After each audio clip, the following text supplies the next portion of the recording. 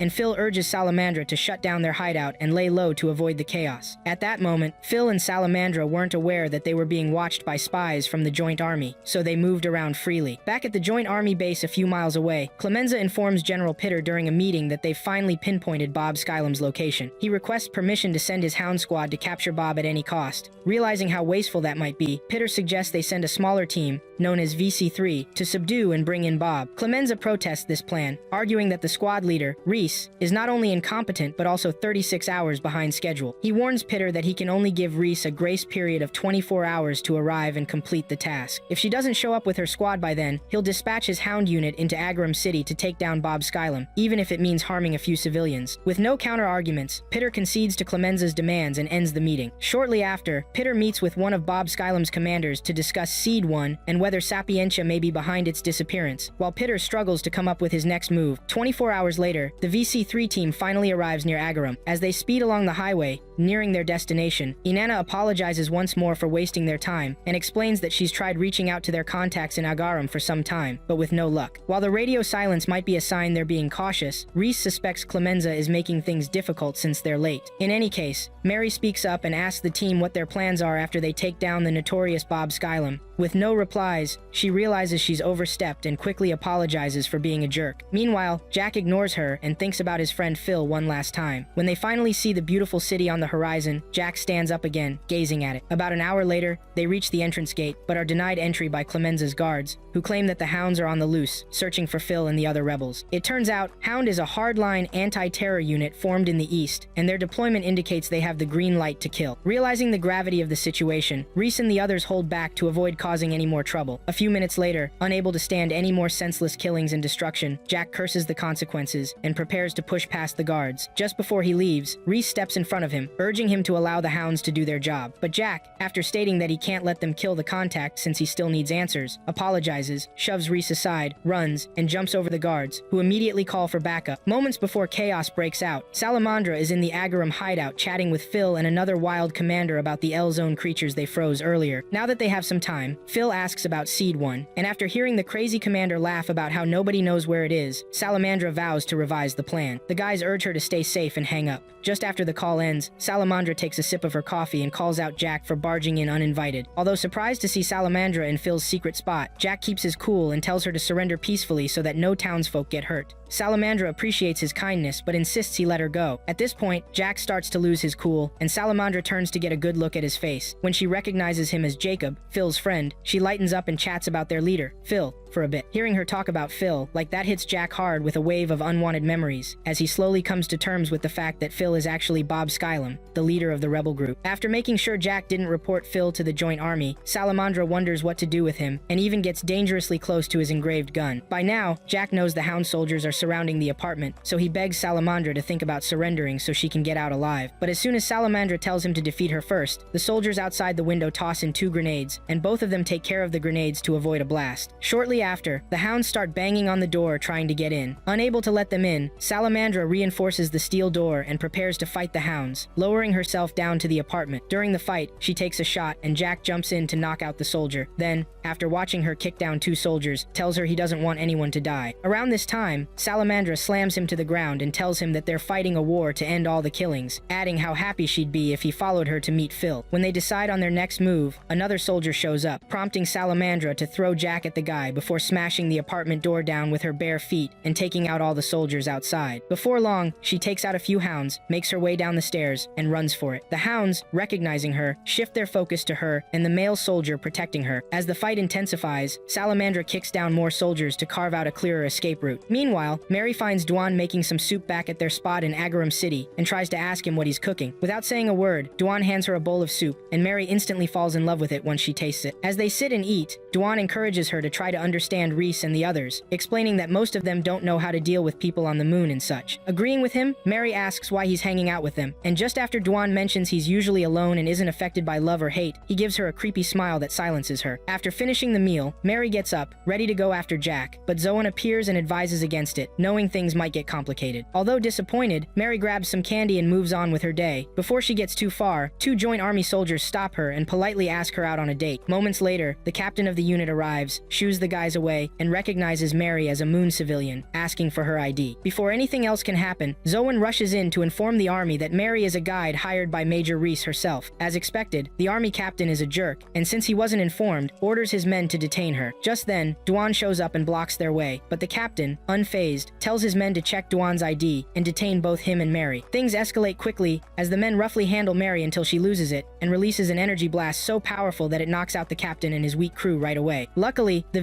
see 3 members are okay, but many of them are confused about what just happened. Meanwhile, Clemenza finds out about Jack's involvement in the Hound's mission and quickly instructs his team to warn Jack to leave before he gets caught in the crossfire. While they handle that, another unit informs Clemenza that the unidentified object from Goddard is heading towards Agarum City, and if they're not careful, things could go south really quickly. Around that time, Jack catches up to Salamandra and stops her with his martial arts skills. Recognizing his ability, Salamandra challenges him to a fight and tries her best to knock Jack out as fast as she can so she can escape ASAP. To do this, she shapes her hand into a blade, using it to block as many attacks as she can to protect her body. Just when she has Phil in a submissive position, a joint army drone appears and shoots at her, breaking them apart. Realizing she's about to be caught, Salamandra dodges the drone and keeps running for her life. When Jack recovers, he transforms his gun into a sniper rifle and shoots down the drone from a distance. Then, he continues chasing after Salamandra and only stops when they both notice an explosion in the distance. For the next few seconds, the duo stares at the explosion, but then Salamandra realizes it's at the underground lab where the frozen L-zones are kept, so she heads there, with Jack following behind. Meanwhile, a horde of L-zone jellyfish monsters continues speeding towards Agarum City, devouring everything in their way. A fleet of rebel ships hovers above, monitoring the monsters' path. When Phil, aka Bob Skylum, finally returns to the master ship, he's welcomed and briefed about the horde's movement. The mutant is currently heading toward Agarum, and Bob tries to figure out what's attracting it there. A few minutes after the explosion, another horde of L-zone monsters slips out from the underground lab and travels through Agarum City, searching for something. Salamandra trails the monster's path to a deserted part of the city, hoping to discover what the crazy creature is after, completely ignoring Jack, who's still trying to keep up. At one point, the monster changes direction, and Salamandra, concerned it might attack the few people in the area, grabs onto a rebar and shoots at the monster from above, but it has no effect. Around this time, Jack catches up and spots the monster, recognizing it from before. As he rushes toward Salamandra to join her, the doctor faces the monster directly and gets slammed aside by the impatient creature. Struggling to keep pace, Jack throws an incendiary grenade at the monster, but nothing happens. Unable to bring it down, he keeps running beside it, hoping for a miracle. After running a few more meters, they stop when they see a humanoid figure blocking the monster's path, and Jack soon realizes it's Mary. When he tries to move her out of the way, something strange happens. The creature comes to a halt right in front of her. Hypnotized, Mary touches the creature, creating a powerful electrical spark that causes it to extend its tentacles and attack Jack and Salamandra. While dodging, Jack yells at Mary to get out of the way, but she doesn't budge, so he grapples her away from danger. Once safe, Jack tries to snap Mary out of her trance, but as he touches her cheek, he's suddenly in a trance himself, finding Mary trapped inside a transparent energy ball. He quickly approaches her, touches the ball, and breaks it, freeing her. When Mary finally comes to, she scowls at Jack and slaps him hard, thinking he was harassing her. As Salamandra tries to wrap her mind around what just happened, the L-Zone monster transforms into a massive hardened cyst, and soon, joint army hounds surround them and take them into custody at the Agarum base. On the way to the base, Jack thinks about what he still doesn't know and remembers what he saw during his trance. Before he can think further, a furious Ozma reminds him of his current situation. After being suspected of aiding a terrorist attack the year before, Ozma points out that as soon as Sapientia lifted his punishment, he was placed under Reese's care, and his reckless outbursts will only get Reese in trouble. Knowing Ozma is right, Jack stays quiet and resigns himself to whatever punishment may come. Eventually, they arrive at the joint base in Aragum, where Reese smacks Jack on the cheek for ignoring her orders. Afterward,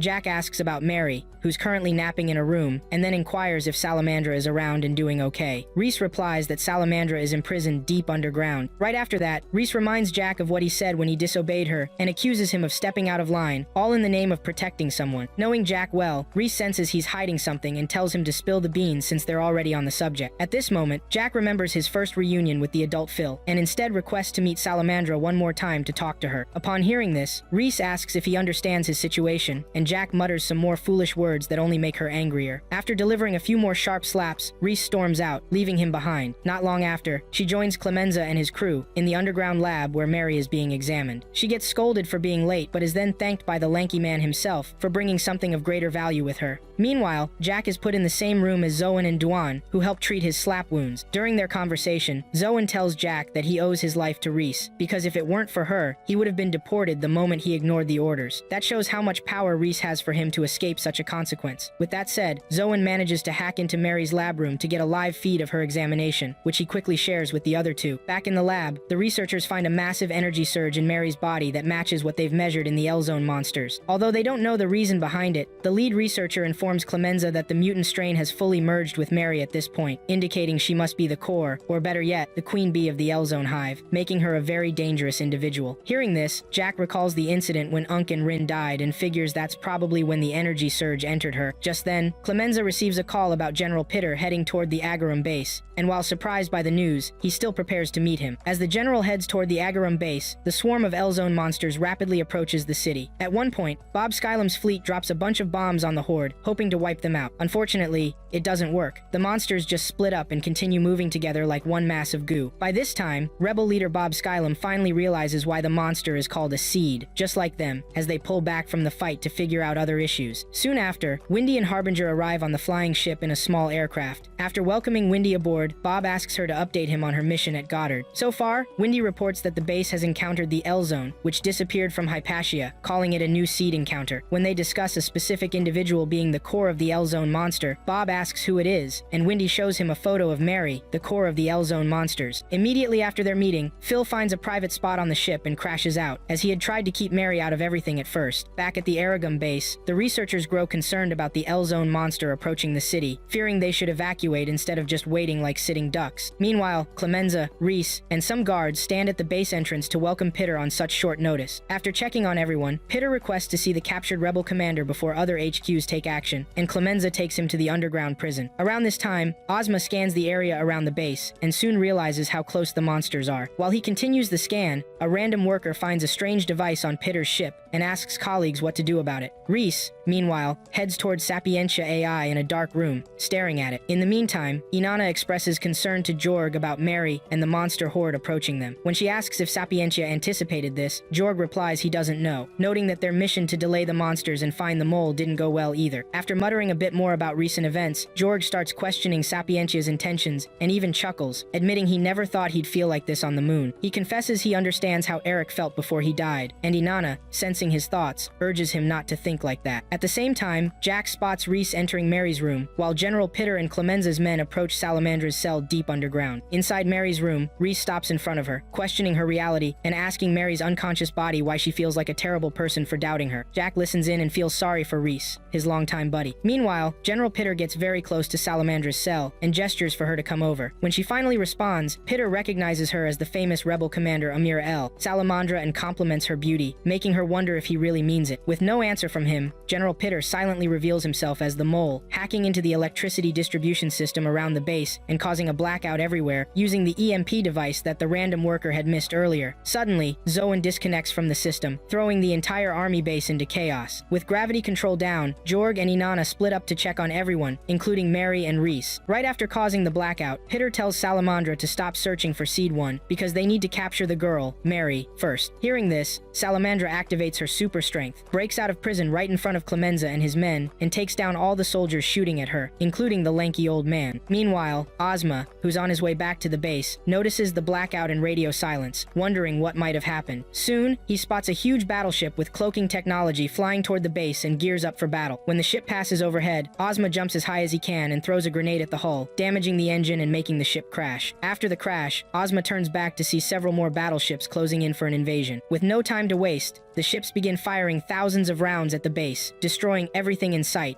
and the base goes on high alert for a big fight. To prepare for the situation, Reese orders the guards in Mary's room to go fight outside, leaving Mary in her care. As soon as they're gone, Mary activates her engraving and creates a gun. Around this time, Inanna arrives with Jack's gear and hands it to him. Once he puts everything on, Zoan goes to retrieve footage from Mary's, only to find Reese standing dangerously close to her with a gun in her hand. Jorg walks over to the prison cell and finds Clemenza half dead. When he asks for an update, Clemenza tells him that the rebels are after Mary. Outside, the battle gets more intense as both sides exchange gunfire, leaving no survivors in their wake. Eventually, one of the battleships crashes into the Agarum control centers, and Phil, who survived the fall, rushes deeper into the facility to save his sister. Meanwhile, Mary finds herself in a trance, walking in a specific direction when suddenly, an L-Zone monster appears, calls her name, and tries to envelop her in darkness. With a strong will, Mary breaks out of her dream and finds Reese's gun aimed at her face. With no time to waste, Reese apologizes for what she's about to do and pulls the trigger. Thankfully, as she pulls the trigger, Jack, who arrives just in time, shoots her hand, causing her to misfire. Realizing what just happened, Mary gets up and peeks around to see Jack holding his gun and pointing it at Reese. With the chaos outside increasing, Jack urges Mary, still confused about everything happening, to come to his side first. While they're at it, Reese, who who hasn't spoken since her misfire, tells Mary to get away from Jack. After pushing Mary behind him, Jack stares at Reese nervously, recalling moments when he overheard researchers discussing Mary's power source. Right after explaining Mary's power source, the lead researcher shows them images of the crystallized L-Zone monster, stating that Jack's presence seems to have affected the energy, fusing with Mary, causing the organism to bleach or crystallize. Given all that's happened, the researcher concludes that Jack, Mary, and the L-Zone creature may be connected. Hearing this, Dwan and Zoan give Jack confused looks as he tries to clear himself of any accusations. Meanwhile, Clemenza leaves the lab to greet the general, right after ordering the researchers to upload their findings to the AI, Sapientia, and wait for its decision. Reflecting on the critical moments that led to his current situation, Jack asks Reese if Sapientia ordered her to kill Mary. With tears on her face, Reese questions why he's always the same and never changes. As she raises her gun against them, Jack apologizes for dragging her into his mess and tells her Eric was right all along. He explains that Sapientia intentionally grouped them together to prevent any of them from escaping or acting against each other. At this point, the tearful Reese orders him to shut up, saying the only thing she's ever done is follow Sapientia's orders like a loyal dog. Understanding her struggle, Jack says a few more things about the painful choice she's about to make, then adds that maybe in an alternate dimension, there was a way for Eric not to die. When he mentions his usual catchphrase, "Nothing's more important than a comrade's life," Reese breaks down, and he unapologetically tells her he's going to help Mary with or without her help. With Reese now crying on the floor, Jack promises to take care of everything and return as a whole man. With that, he picks Mary up and leaves Reese sobbing softly on the ground. Meanwhile, Salamandra is seen fighting and interrogating every soldier she encounters about Mary's location. So far, no one knows where she is, so she just kills them and moves on. Soon, numerous soldiers arrive to confront her, but she takes down many of them until there are none left. Just then, Zoan, who's been hiding and watching the fight, throws a grenade near Salamandra. After it explodes, she approaches the large woman and shoots her. To her surprise, Salamandra blocks the bullets with her bare hands and retaliates fiercely. Seconds later, Inanna and Dwan charge at her to subdue her, but Salamandra quickly knocks Inanna out. As for Dwan, the big guy stands firm against the powerful Salamandra and proves to be a tough opponent. Sadly, he soon meets defeat when Salamandra axe kicks him and runs away. Shortly after watching her leave, Dwan checks on the girls and is surprised to find they're okay. Elsewhere, Jack and Mary finally find an exit out of the base, but before leaving, they stop to observe the battlefield and see a swarm of L-Zone monsters approaching the Agarum base. With no time to waste, Jack takes Mary's hand and waits for something to happen with the sea of monsters. Unfortunately, the horde just grows stronger as they near Mary, climbing over the thick electronic shield protecting Agarum City. Realizing that holding hands might not work, Mary apologizes and asks Jack if those things are really attacking the city just because of her. After indirectly acknowledging she's the reason for the monsters' attack, Mary rambles on a bit and then asks Jack to get her out of there. Jack gladly agrees, but as they prepare to leave the base, Jorg appears and stops them from going any further. By that time, the L-Zone monster finally breaks into the Agarum Joint Army base and devours everything in its path. When Jack tells Jorg about the things that will happen if Mary doesn't get out of the base, Jorg says he's already heard it all from Reese. As they move forward, Jorg, right after claiming to understand how Jack feels, offers to get Mary out of there for him to prevent Jack from getting into more trouble with the Joint Army. When Jack refuses to let Mary go, Jorg talks about Sapientia's guidance, and at this point, Jack ignores the consequences and jumps out with Mary. Unable to let them escape, Jorg follows and pushes Jack out of the way, stopping his escape. Just as he's about to grab Mary, Jack rushes back and fights Jorg, who is much stronger. After desperately trying and failing to hit Jorg, Jorg delivers a brutal kick to him, leaving Jack with a bloody nose. While Jack writhes in pain, Jorg gets behind him and tries to force him into submission. Luckily, before Jorg can make Jack surrender, Phil shows up and stops him from hurting Jack. At one moment in their fight, Phil grabs Jorg's gun and lets him fire all his bullets into his hand. When Jorg finally drops the gun, Phil breaks it and asks Mary if she trusts the guy escorting her. When Mary assures him she trusts Jack completely, Phil smiles, points at Jorg, and then releases Whizbee from his arm, shocking both Jorg and Jack with the absurdity of the situation. Eventually, Mary recognizes the bot as Whizbee and starts playing with it, while the other guys just stare. After chatting a bit more with his sister Mary, Phil orders Whizbee to escort her and Jack out of the facility. Obeying his master, Whizbee figures out where the Stingray is. As Jack and Mary head to the garage, Jorg tries to stop them again, but Phil blocks him. At this point, Jorg asks Phil some questions about his identity, but when Phil says nothing, he keeps fighting him. Just then, the L-Zone monsters cause an explosion on the window of the room, and Phil prepares to leave the base. When they finally reach the garage, Mary ignores the Stingray and jumps on a bike with Jack, riding it out to freedom. Shortly after they leave, Phil takes a serious beating from Jorg, but soon Salamandra tells him it's time to go, and when he gets up, he faces the broken window and jumps off the ledge. When Jorg gets to the ledge, he's disappointed to see Phil on his battleship leaving the base. As Jack exits the Agarum base with Mary, he looks back at the city and apologizes to everyone for leaving so suddenly. Around this time, the other VC3 members find Jorg standing on the balcony balcony and rush to get him before the monster reaches him. With everything that's happened though, Reese becomes a new person, accepting that Jack is and always will be the same. About a year after the Agaram attack, a cloaked figure identified as Reese visits what appears to be an abandoned facility and finally stops when she reaches what she calls her mother. A few days after Reese's visit to the abandoned facility, General Pitter and Salamandra are seen at the Moon Chain's chemical plant site up north, near the Plato crater, checking on the growth and health of the L-Zone monster stored there. When Pitter asks Salamandra about it, she assures him that everything's fine since, over the past year, Whizbee's data processing ability as Seed 4 has made it possible to control Mary, which means they had no choice but to rely on her. Hearing this, Pitter asks for some information about Jack, and Salamandra tells him that Jack seems to be taking good care of Mary. Besides that, Phil trusts Jack, so even if Jack might not like them, Phil believes he'll stay loyal till the end. Curious, Pitter asks why Phil trusts his childhood friend so much, and Salamandra explains that Phil sees Jack as someone who sticks to his commitments. Having talked with Jack a few times, Pitter realizes Phil is right. Just as they wrap up that discussion, the L-Zone monster reacts violently, startling both Pitter and Salamandra. Soon, the chaos settles down, and they realize that Mary, the core of the monster, has been messing with them all along. With this, the scene changes to a flashback at the Shadow residence 13 years ago. On that fateful night, the world came together to celebrate the engraving technology created by Eric Baker's father, Benedetto Baker, or Ben Baker for short. As the party goes on, Ben looks as gloomy as ever, while many of his friends try to cheer him up, even attempting to get him drunk. Meanwhile, little Jorg is seen in a corner trying to charm some girls, and Reese, who will become major and leader of VC3, walks around the party looking for something new. Just then, Mona Shadow, Jack's mother at the time, calls everyone's attention and gives a light opening speech before introducing the renowned creator of the engraving technology to the crowd and inviting him to speak. When Eric's father steps up to the podium, Reese scans the crowd for her son, Eric, and quickly spots the uninterested gamer playing his games as usual. Annoyed, Reese approaches and scolds him for not being there to listen to his dad, but Eric just ignores her and keeps playing. After failing to engage him about Sapientia, the famous AI, Reese gives up and focuses on the speech. Shortly after, Eric's dad messes up and gets reprimanded by Mona at the podium. Though Reese finds this odd, her attention shifts when she hears someone playing the piano in a dark room behind some closed doors. At first, she ignores the sound, but then it becomes more persistent, prompting her to check it out. After opening a few doors, including a giant entrance, Reese finally finds Jack at the piano, playing the tune he and his old friend Phil used to play when they were younger. Intrigued, Reese inches closer and asks him about the song, but Jack says he doesn't know the title or the artist. Despite this, Reese sits by the lonely boy, recognizing him as the boy the Shadow family adopted, and plays that same tune beautifully, triggering memories for Jack of jamming with Phil. Once she's done playing, she asks what Jack thinks, and impressed by her talent, Jack introduces himself and, after learning Reese's name, asks her to play it again. Touched by his appreciation, Reese happily plays the tune over and over until they both get tired and fall asleep. Just then, the flashback ends, and Reese wakes up to Ozma urging her to get back in the game. After apologizing for dozing off, Reese heads to the cockpit and tells both Inanna and their new member, Niger, to play the message from their spy, Lewis. When they finally play the audio, the whole team hears the deranged fool talking about finding the ship their target, Mary, is on and marking it for easy spotting. Once they've got the information they need, Reese turns off the recording and listens as a team member discusses the person who hired Lewis. The team briefly wishes Dwan and Zoan were around to help, but they quickly stop talking about them since they're still on the list and refocus. As soon as they see the joint army's fleet, Reese kicks off their operation and orders everyone to man their positions while they can. Realizing the first HQ's fleet is below them, Reese tells the pilots to fly lower and blend in. Once they get past that, Jorg watches the movement of the L-Zone monster on the ground and thinks about Jack and Mary. When Dahlia, another team member, asks him why he looks distracted, Bro lies and says he's just thinking about how the monster's movements remind him of the omelets his mom used to make. Around that time, Ozma calls him out on his joke, and Jorg tries his best to keep it going. Soon, they enter the combat zone and get serious, dodging as many attacks as they can until they speed up to reach their marked ship. As they get closer to the L-Zone, Niger is a bit shocked and impressed to see how the Moon Chain's fleet is controlling the L-Zone monsters like it's no big deal. Eventually, he brushes it off and focuses on getting closer to the marked ship. After dodging and speeding up a few more times, they finally reach their marked ship, which turns out to be the enemy's flagship. Reese takes a moment to brace herself for what's coming, but unfortunately for them, the ship's bots quickly attach to the Stingray to protect the enemy flagship. To avoid any damage to the Stingray, Niger increases the ship's speed and flies as fast as possible to shake off the bots. Once they manage to get the bots off, they soar toward the flagship's hangar, loop around it once, and just about make it into the enemy ship right before the hangar closes. As soon as they land on the enemy ship's deck, dozens of Moon Chain soldiers rush at them, and the VC3 members engage in a crossfire. Amid all the chaos, Reese, Jorg, and Ozma slip past the enemy lines and eventually make their way to the upper deck. Moments before their arrival, Salamandra asks Pitter for an update on the situation, and he fills her in. Realizing there's no time to waste, Salamandra feels her worst fear coming to life and gets ready to fight whoever shows up. Meanwhile, Jorg, running through the corridor with Reese, remembers one of the strategy meetings they had before this mission. During that meeting, Niger asked about Jack and General Pitter's whereabouts over the past year, but since there was nothing to report, they shifted the focus to the current situation in the north. With the northern forces retreating, Inanna informs everyone that the first HQ plans to attack the Moonchain fleet, believing that Mary, the core, will be on one of the ships. Before proceeding, Ozma questions why the rebel army is moving the L-Zone to Copernicus City, a place they fought hard to protect, especially since the L-Zone is known for destruction. With no answers available, Inanna stresses that the first HQ can't afford to lose Copernicus City to the L-Zone. Therefore, their mission as VC3 will be to seize the target in the chaos and bring their spy, Lewis, back to base. With that said, the flashback ends, and Jorg uses an ECM to blow up a few things in the corridor, disrupting communications and the ship's power system. Seconds after the explosion, the upper deck loses sight of the ship and can no longer track the invaders. As tension rises, Pitter orders the activation of backup power, but it's already too late. Reese and the other two push their way onto the upper deck to fight and recapture Mary, the core of the L-Zone. In the early moments of their infiltration, all three VC3 fighters work together to take down as many guards as possible, clearing a path to find Mary. At one point, Reese faces off against ex-General Pitter, but soon enough, Ozma and Jorg encounter Salamandra, who gladly takes them both on. With the stage set, Reese asks the general to reveal who's giving him orders. Impressed by her newfound ability to ask questions, Pitter compliments her maturity and tries to chat with her. Unable to stand his rambling any longer, Reese demands to know Mary's location and attacks him. Meanwhile, Jorg and Ozma fire at Salamandra with everything they've got, but nothing seems to affect her, the woman of steel. Eventually, Ozma charges at her blindly, missing completely and getting knocked out. Nearby, Reese overpowers Pitter with ease and manages to pin him against the wall. Realizing he's losing, Pitter attempts to escape, but Reese catches up to him and shoots him in the head, killing him. By this time, Reese orders Jorg and Ozma to join her to take this guy down, and soon enough, the three of them create an opening that even Salamandra can't block. Just as Reese takes her shot, Mary appears just in time to block the bullets. Shortly after, Jack shows up and happily greets everyone on the ship, saying it's been a long time since they all saw each other. As soon as Reese and the others see their rebel friend, Jack, their world flips upside down as they try to figure out how and why Jack has been with the rebel army for a whole year. Keep in mind, the first HQ's fleet is overpowering the Moonchain fleet, and they've launched numerous bombs at the enemy flagship, the ship everyone's on, to inflict maximum damage. With no time to waste, Jorg shakes off his feelings, screams Jack's name, and goes after him as hard as he can. While throwing some of his hardest punches, the frustrated Jorg asks Jack why he joined and managed to stay in the rebel army for an entire year. Jack, however, tells him to stop fighting, explaining that he has his own things to deal with too. At this point, Salamandra, who got her life saved by Mary earlier, shows up and kicks Jorg's butt like it's clockwork. When Jack gets on her case for being too rough with Jorg, Salamandra reassures him that she went easy on him. She then apologizes for making Jack see his friends again when he didn't want to, and advises them to get off the ship before it's too late. After checking on Mary's well-being, Jack glances over at Ozma and Reese, only to find a visibly disappointed Reese just standing there, in shock. Eventually, he gathers himself and accepts Salamandra's advice. Salamandra then makes a hole in the ship, letting the crazy air pressure outside rush in, jumps out with the other two, and secures them to another ship. Just after they leave, Jorg rushes over to seal the hole Salamandra created. Once he's done, he calls for Reese for the next order, but unfortunately, Reese can't do anything at that moment, since she's still in shock from seeing Jack's face again. Once on the next ship, Salamandra takes charge and finally figures out an escape route. Meanwhile, Reese, Ozma, and Jorg quickly head back to the Stingray to get out of there before they all get blown up on the enemy flagship. As Salamandra's new ship speeds off into the horizon, Jack takes one last look at the Stingray before it vanishes from sight, hopefully for good. A few hours later, a group of high-ranking officials from Earth, wearing strange white robes, are having a meeting in front of a large glowing globe with odd rings inside. During the meeting, they discuss the potential threat Mary, the new core of the L-Zone, poses, but figure that since she's now moving with Seed 4, aka Wiz-B, she should be easier to control from the outside. Unable to just sit back, especially with Seed 1, Jack, also present, they turn to one of their respected members, Mr. Landry, and ask if he's finished with the preparations. By now, Landry, who's also in the meeting, confirms that Sapientia guarantees all issues will be resolved once the core, aka Mary, is taken out. With that said, the meeting wraps up, and everyone splits up. In the next scene, Zoan and Dwan are in Copernicus trying to figure out why the rebels would want to destroy it right after taking control. Before they get their answer though, the Stingray zooms past them, and Zoan, after pulling out and examining a certain chip, urges urges Duan to follow her back to base. In another part of the moon, Jack is seen walking into a private VIP lounge where Windy and Harbinger are already gathered. The eccentric commander of the Moon Chain is hosting an event for the rebel supporters to update them on their plans and keep their spirits high in the Moon Chain rebellion. When Jack arrives, he tunes into the commander's typical opening speech before the leader of the rebellion, Bob Skylum, is finally welcomed to speak. As Bob approaches the podium, Windy starts to trash talk the crazy commander, but she quiets down when Bob takes the microphone for his speech. Once the speech starts, she gets up, asks Jack for intel on his old unit, and leaves with a frown when Jack declines to share any crucial information about the VC-3. Shortly after parting ways with Jack, Windy receives a picture of Reese and Jorg in their combat suits from an unknown contact, and she checks it out, wondering where they might be at that moment. A few hours after the speech, Mary joins Jack on a random balcony, where he's engrossed in an update of the game he and Eric used to play. After getting some pointless info about the game, she apologizes for putting him in such a tough spot. Jack reassures her that it's all good, then turns his attention to Wiz B, who's always close to Mary.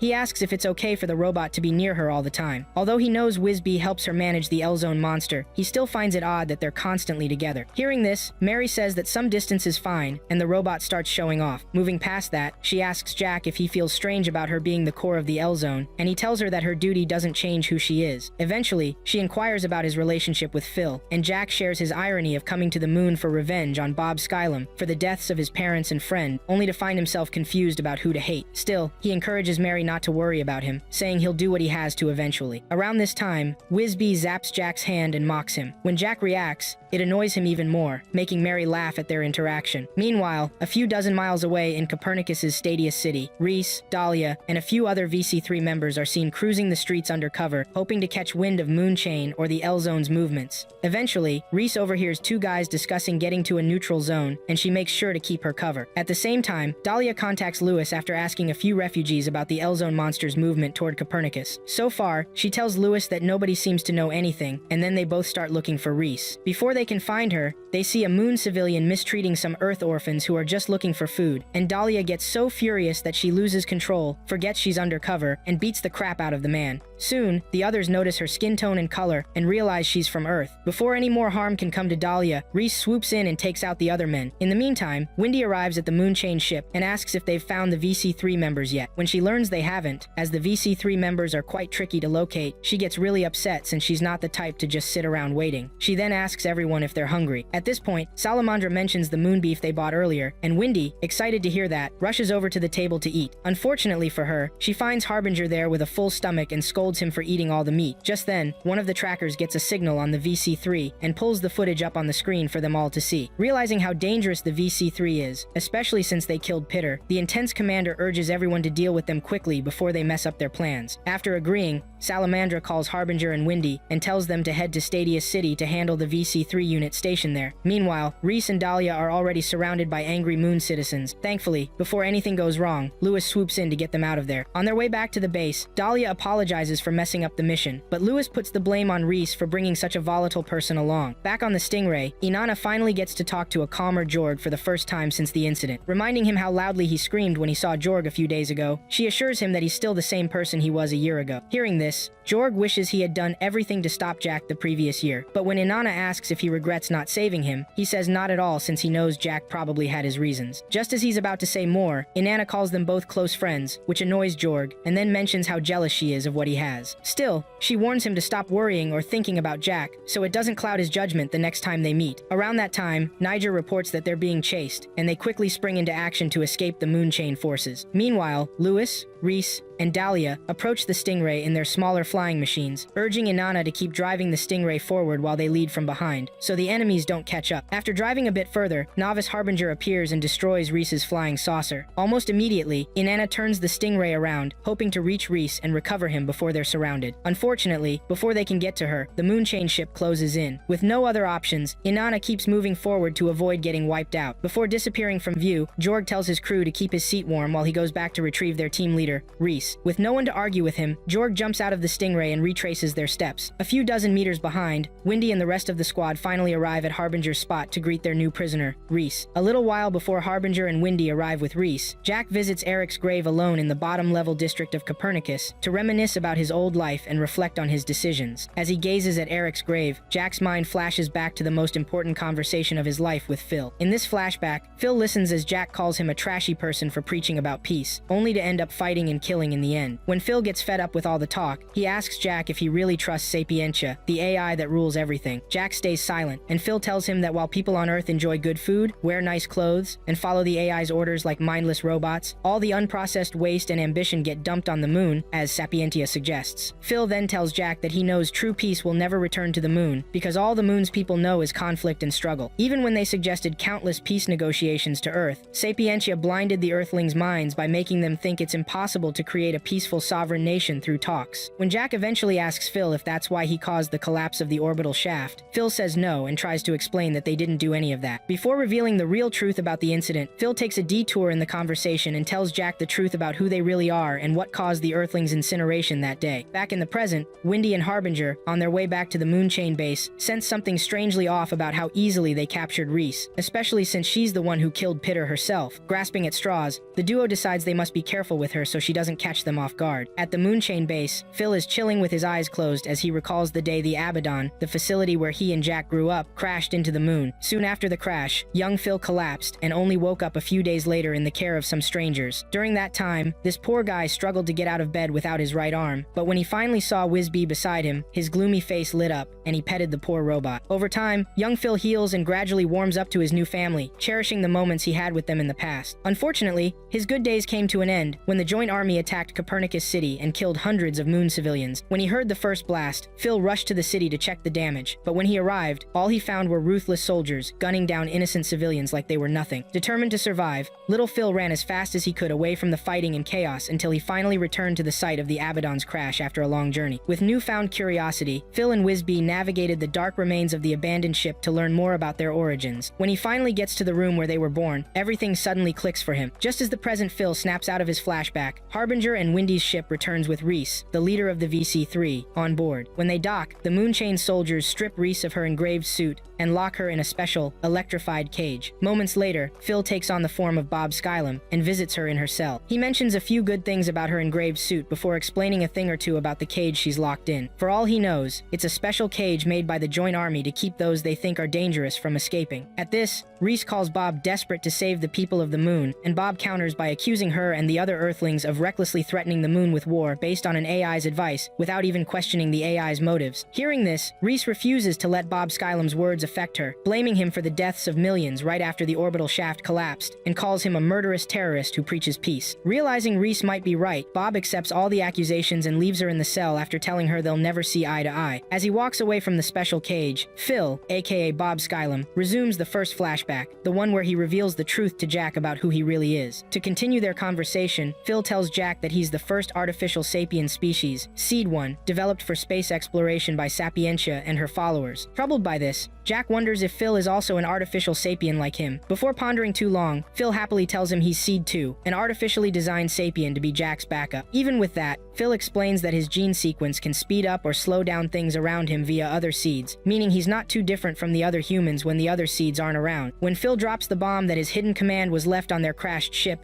Abaddon, Jack loses it and struggles to forget the yes or no window that appeared to him on the day of the orbital shaft collapse. Phil continues to tell Jack that his genetic sequence has an electronic toxin that triggers Abaddon's self-destruction if things go south. In other words, the hidden command is a security flaw that activates on his command, and it's been operating quietly thanks to Phil's right-hand man, Whizbee. After muttering a few more technical terms, Phil finally reveals that Sapientia is responsible for the orbital shaft collapse. As the flashback pauses, we see the current Jack rushing toward Reese's prison cell to talk to her. Thankfully, before he arrives, Mary catches up to him and stops him from causing more trouble by confronting the already broken Reese. To ease his mind, Mary assures him that Reese is still safe in the cell, even if things go sideways. Moments later, during their downtime, Mary reveals to the other Moonchain commanders that Reese and Jack are dating, and even though they keep denying it, it's absolutely true. This surprises the others, but they remain cautious, as they sense that the Major is hiding something. For a moment, Salamandra suggests she might be on the ship to see Jacob, but Wendy and the others quickly dismiss that as unlikely. Just then, something triggers one of the traps they set elsewhere, prompting Wendy and Harbinger to leave the ship in Mary's hands to go investigate what set off their trap. In the meantime, the other VC3 members, having lost their team leader Reese, fall into depression, with many, including the emotional Dahlia and Lewis, struggling to keep their sadness in check. Before things spiral, Ozma stops the two from their banter sister and shakes Inanna, who is lost in thought, urging her to address the group as a whole. After apologizing for zoning out, Inanna tells them to stand by while she reports the situation with Reese to the higher-ups and waits for further instructions. Shortly after, Inanna gets a moment alone and looks at the communication device her sister gave her before leaving for a while. She wonders where her sister is at that moment. As it turns out, just before Zoan left the VC3 base for another assignment with Duan, she mentioned a few things about Jack that confused Inanna. After chatting for a bit, Zoan handed Inanna the communication device and told her to use it to reach out directly if she ran into any problems. Inanna brought up the fact that the device reveals their location, and Zoan joked a little before finally getting into her saucer. With the engines running and ready to go, Zoan warned Inanna to be careful around Reese and Jorg, saying that while they're good people, they're too blunt, and from her experience, people like that can be the most dangerous. With that, Zoan took off, zooming into the moon. Reflecting on that precious memory, Inanna gazes at the device, wondering if it's a good time to call Zoan. Just then, Ozma shows up and surprises her, but after Inanna scolds him, he starts talking about how weird Reese and Jorg are, especially Jorg, for leaving his woman, aka Inanna, to him just like that. Angered by that, Inanna snaps at him for calling her Jorg's woman, and Ozma fills her in on the move the Joint Army plans for the next day. Once he's done, Ozma notices the moon chain drones hovering around the Joint Army base, and does his best to keep himself and Inanna out of sight. Just then, Dahlia rushes over to tell them something, but before she can say a word, they feel a tremor and rush back for orders. Meanwhile, Zoan and Duan are seen hacking into the moon chain's database, having just burst into their server farm and taken out a few guards. After fiddling with the code for a while, Zoan finally deciphers the rebel army's operation code but is shocked to find no information on L-Zone. Digging deeper, she discovers the hiding spots of rebel operatives around town and expresses her awful memories of them. Soon after sifting through other useless information, she finally pulls up live footage of Reese inside a special cage at the Moonchain's base and tells Duan about it. With that, Zoan gets up and urges Duan to follow her to rescue Reese, hoping her sister is okay. Around this time, Salamandra visits Reese in her cell. After some small talk,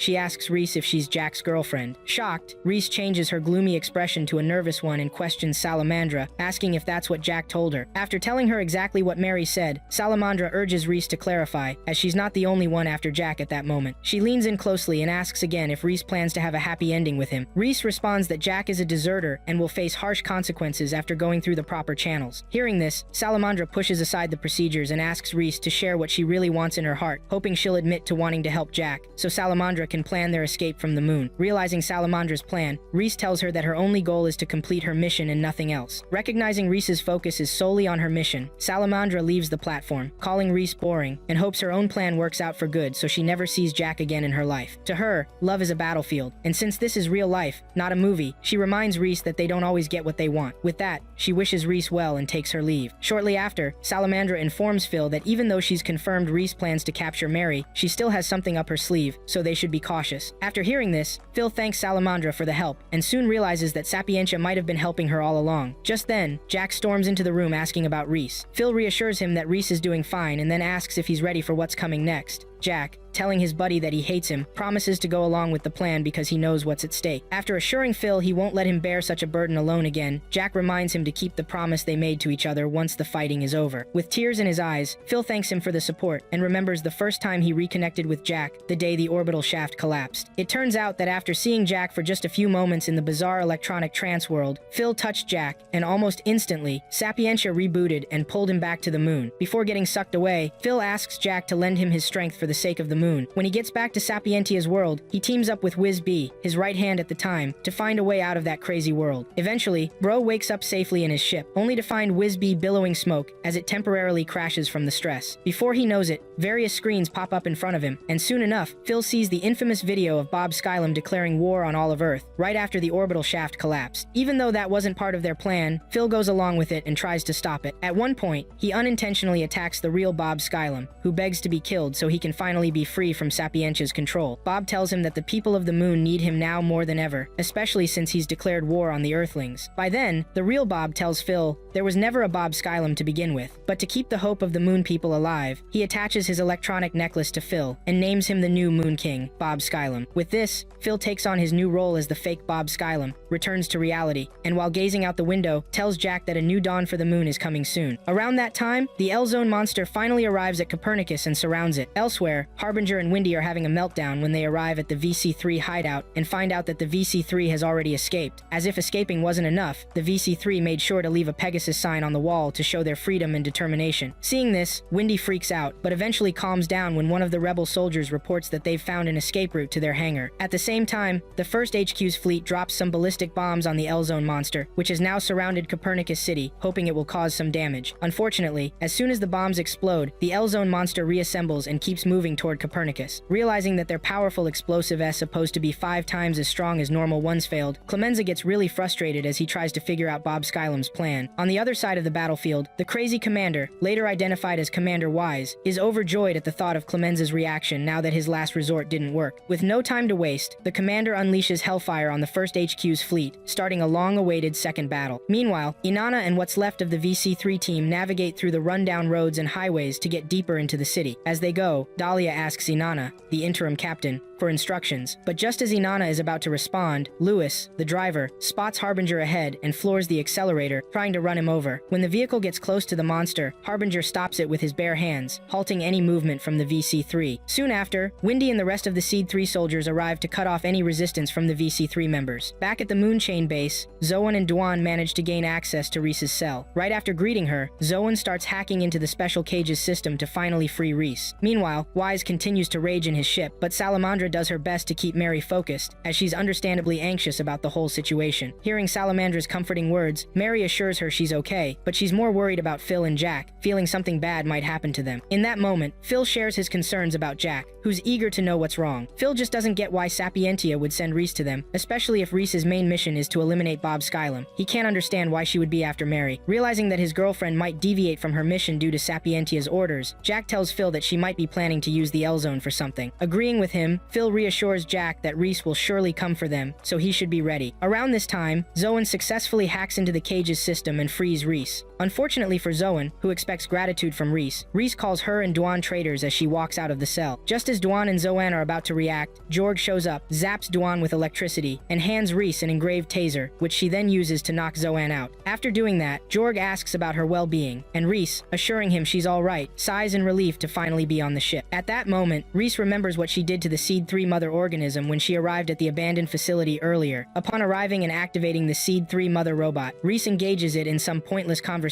before switching tactics and attacking all the bots guarding the mother robot. Reese jumps on top of the mother bot, stabs it with a digital device, and makes some strange adjustments to its code. Now that she's fully equipped and ready to activate whatever virus she inputted into the Seed 3's mother bot, following Sapientia's orders, Reese engraves a flash drive and plugs it into the Moonchain Command's mainframe. After running some code, she successfully hacks into the command system of all Seed 3 robots and turns them against the Moonchain warriors. Suddenly, the attack robots, once under the Moonchain's control, switch sides and start attacking their own allies. In the midst of the chaos, Windy gets kicked into a building by one of the attack bots. Just as she's about to head back to the street to fight the VC3 and Seed 3 bots, she sees some civilians hiding inside and asks why they haven't evacuated yet. The kids tell her they have nowhere else to go. Realizing the stakes, Windy destroys the attack bot that followed her in and tells Harbinger and the other guards to lead the civilians to underground safety. For a moment, Harbinger leaves Ozma and the others to help the civilians. An attack bot overpowers the human soldier guarding the kids and nearly harms them. Luckily, Inanna steps up and shoots the robot before the kids can get hurt, wondering why the bots are turning on them. As Phil, Jack, and the others are about to leave the base, Jorg and Reese show up, and Reese fires at them just as they are closing the hangar. She immediately recognizes Phil as the guy from the church and keeps a straight face. Eventually, Phil tells her to explain what she did to the Seed 3 mother, and Reese responds that they don't owe him an explanation. At that moment, Jorg tells Jack to hand Mary over, with Reese threatening to use force if they don't comply. When Jack and Phil refuse to let them in, Reese blasts the hangar door open and slips past them to find Mary inside the ship. Almost immediately, Jack chases after her, leaving Phil to deal with Jorg and the other bots. Meanwhile, Salamandra is about to take off and leave Copernicus when the attack bots holding onto the ship break a hole in the window. Just as Jack is about to catch up to Reese, an attack bot steps into the corridor to stop him. Frustrated with the annoying robot, Jack destroys it effortlessly. Soon after, Reese finally finds Mary deep inside the ship and shoots at her without hesitation. Thankfully, with Whiz-Bee in her hands, Mary isn't hurt, but she tries to get Reese to calm down so they can talk. Unfortunately, Reese is already too far gone, still attempting to kill Mary. When Whiz-Bee finally defends itself, Reese has to dodge its dangerous laser beams. Shortly after, Jack manages to reach them, but before they can talk, Salamandra loses control of the ship due to ongoing attacks from the bots and crashes crashes it into the outer wall of Copernicus City. Back on the chaotic streets, Inanna and the other VC3 members wonder why the attack bots are targeting the people of the moon. For a moment, they think this might be the moon chain showing its true colors, but seeing how hard Windy and Harbinger are fighting to protect civilians, they realize that's not the case at all. Around that time, they spot the incredible duo fighting the bots with everything they've got, cursing Sapientia for causing this mess. Just as an attack bot is about to take them down, Ozma steps in to protect them, saying that even though his mission is to capture them, he and his teammates can't ignore what's happening. After that, they keep rambling on about pointless stuff, which annoys Windy. She tells them that all this chaos they feel they shouldn't be seeing was caused by none other than Sapientia herself. This shocks Inanna and the others, but before they can dismiss Windy's claims as nonsense, Zoan tells her sister through the communication device that Windy is speaking the truth. A few minutes after the Moonchain ship crash, Salamandra wakes up and, despite being hurt, keeps pushing forward with the mission. By that time, Jack is carrying his beautiful young companion, Reese, toward the soft moon sand, but then he sees two attack robots grabbing Mary and trying to rip Whiz-Bee off her arm. Helpless, Jack watches as the bots not only tear Whiz-Bee from Mary's hand, but also temporarily disable the bot. Just as he's about to jump in to help her, Jorg shows up and pins him down. Around the same time, Zoan talks to Inanna and the rest of the VC3 team about ignoring Sapientia's orders and doing what's right, protecting their friends and family. Jorg, still holding Jack back, insists he lets Sapientia do her thing so they can move on and be better people. But right when the attack bots are about to finish Mary off, Phil shoots them down and collapses after seeing how bad things are for Mary and Whiz-Bee. Then Reese gets dangerously close to Mary, aims her gun at the struggling girl, and tearfully asks Jack why he would leave her without saying anything, mentioning how she spent her whole life following Sapientia. With no answer from Jack, Reese turns to Mary, getting ready to take the innocent girl's life. Remembering all the sweet moments she shared with Mary, tears stream down her face as she stops herself from going through with it because of Sapientia's orders. She then turns to Jack, sobbing, and asks him what he thinks of her. Suddenly, without warning, Sapientia hacks into Reese's suit, forcefully creates a prosthetic arm, and makes Reese aim her pistol at a terrified Mary. While screaming for help from the crazed AI's control, Reese accidentally shoots Mary. The moment Mary gets shot, L-Zone starts acting crazy, and Commander Wise, noticing the shift, wonders what's going to happen next. Meanwhile, Jack rushes over to check on Reese, who is frozen in place, and Mary, whose body begins to malfunction. Just before she explodes, the poor girl looks at Jack and Phil one last time, apologizes for what's about to go down, and urges them to run for their lives. Then, she unleashes a massive burst of energy that turns the entire L-Zone monster red. This change sparks a violent reaction from the monster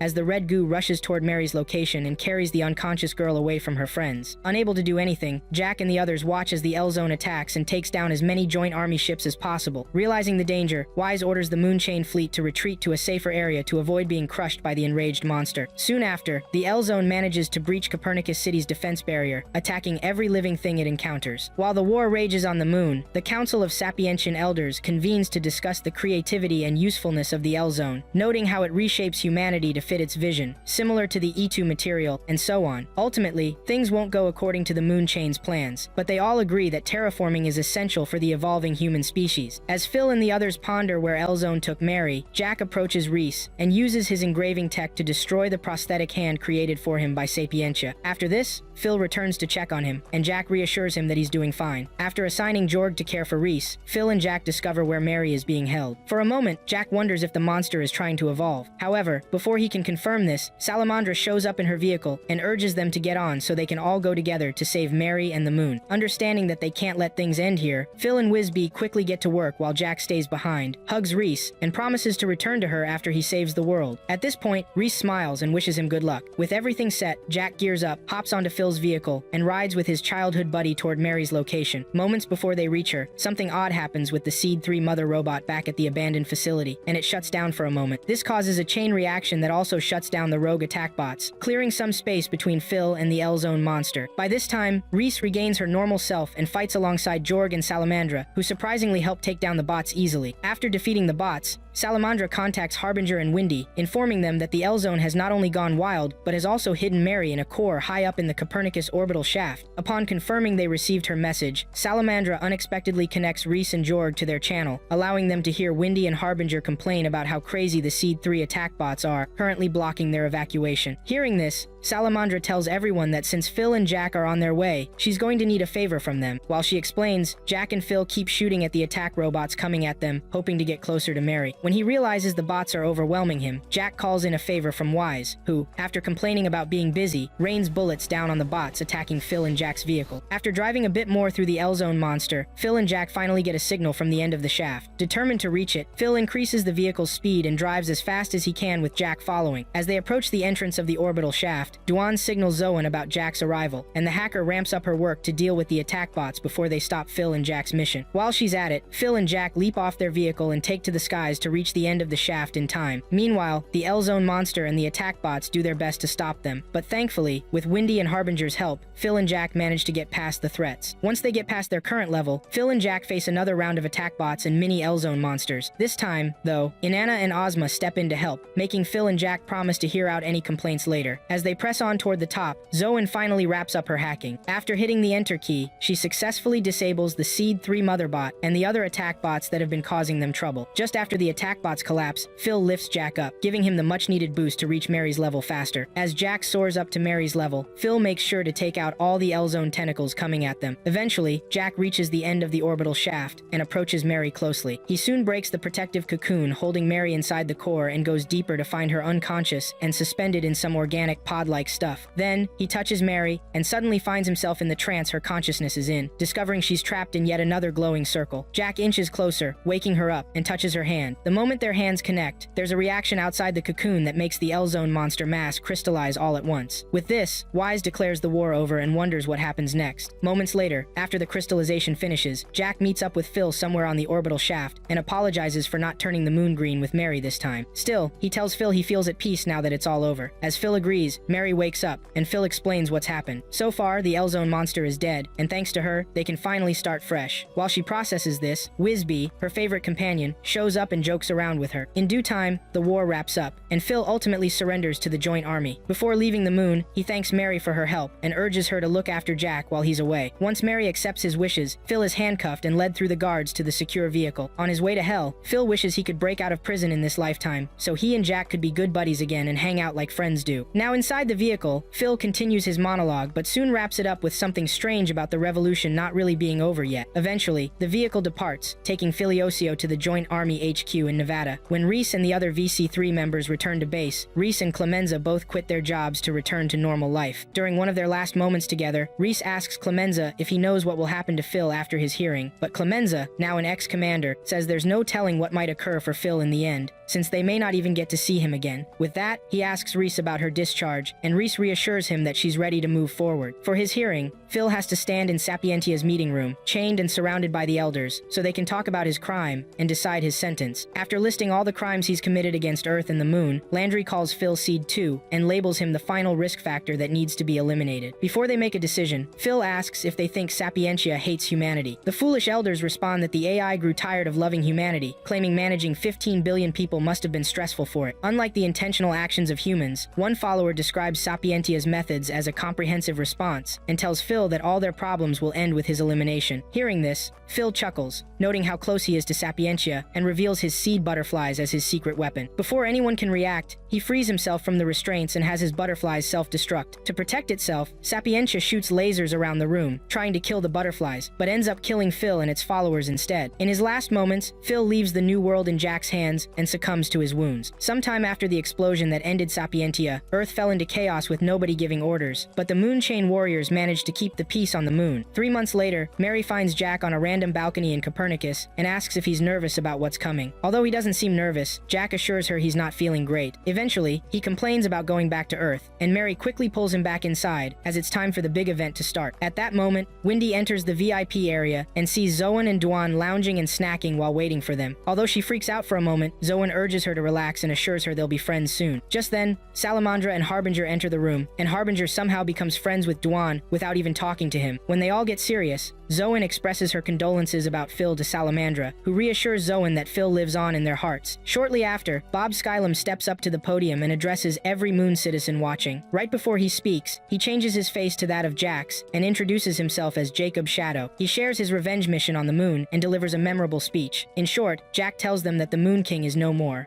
From then on, every citizen on the moon will govern themselves. With that said, Jack urges the moon people to avoid fighting each other, after which he chants the name of the rebel army, Moonrise, alongside everyone else. After his speech, Jack goes back to Mary, who gives him some encouraging words, sincerely thanks him, and promises to help the moon rise again. The next day, Jack visits his buddy's grave, and while observing a moment of silence, gets an odd friend request in his game from someone named Phil. In the final scene, Jack smiles at the pop-up message and accepts the friend request.